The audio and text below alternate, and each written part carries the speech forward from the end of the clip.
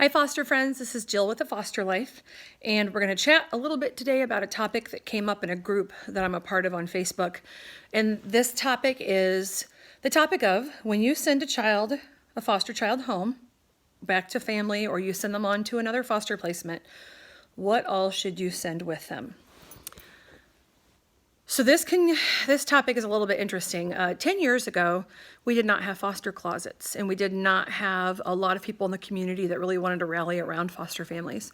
There's been a movement in the past 10 years of churches and other organizations that have really bolstered their support of foster homes, and they've really tried to help fill the needs. And so one of the needs typically is that foster homes pay a lot for things like childcare. And so they wind up in the hole every month when you're talking about meeting all the other needs of the children. After you feed them, after you're driving them around everywhere they need to go. And it can become a financial burden. It definitely can, especially when you take those younger kids. So one of the needs that we've always had is when children first come into foster care, they generally come with a clothing on their backs. So we need clothing to get them jump started. And then there's that ongoing need of clothing because it can be very expensive to clothe children. So we have a lot of organizations and a lot of community members who have no problem donating their clothing to children in foster care. And so now we have lots of clothing resources. You can find them on social media. You can find them locally, just about everywhere locally in any state, no matter where you are. Within probably an hour of you, there's probably a clothing closet. And many times there are people that are willing to deliver. So when you're sending a child home or to another foster home or to another placement with relatives, what do you send with them? Many states have something called a clothing inventory. Now, before we all get upset about clothing inventories, there's a reason why clothing inventories are in place. And the reason they're in place is because you had foster homes that would have children for a length of time, send them on to the next foster home with nothing. And so the clothing inventory is basically a policy that's been put in place because humans have caused the policy to be put in place. That's why all policies are put in place, because someone causes it to be put in place. So that's why we have clothing inventories. It is true that if you are licensed with your state, there's a lower chance that you would be asked to fill those out because states require more of foster agencies than they do of their own licensed foster homes. And so one of those is they require clothing inventories, where me as a family that was licensed with the state, very rarely did I ever have to fill those out. But it's a really good thing to have, and it helps children go from home to home with their belongings. It might surprise you how many times people will send children on to other foster homes or send them home without their belongings. Now that I work in child services, I have witnessed this with my own eyes in a professional standpoint, and I'm going to tell you, it really ticks me off if you want to know the truth. If you buy that child a Christmas gift, you better send that gift home with that child. That is their gift. If you buy them a birthday gift, you better send that with them. I've had to deal with this stuff, and it does not make me happy when I do have to deal with it, to be honest with you. We don't keep toys from foster children. We don't keep gifts from foster children. Now, a lot of foster homes have a stash of clothing that we keep on hand for emergencies.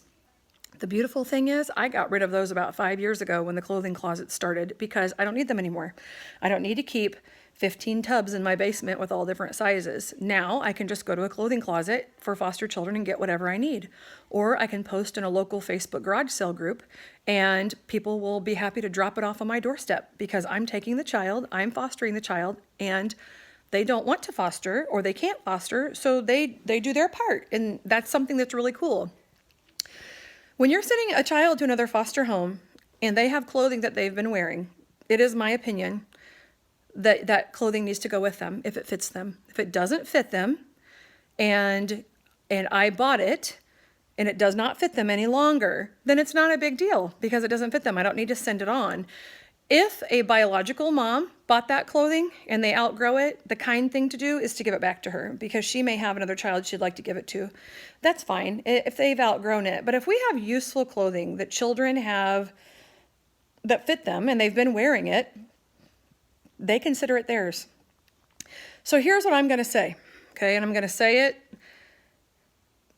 in Jill Rippey style because I don't know how else to say it, guys. We don't need to get caught up in this kind of stuff, right? Sometimes it can just get straight up petty. We don't need to do that. These kids go through so much trauma. they are already facing the heartbreak of leaving your home.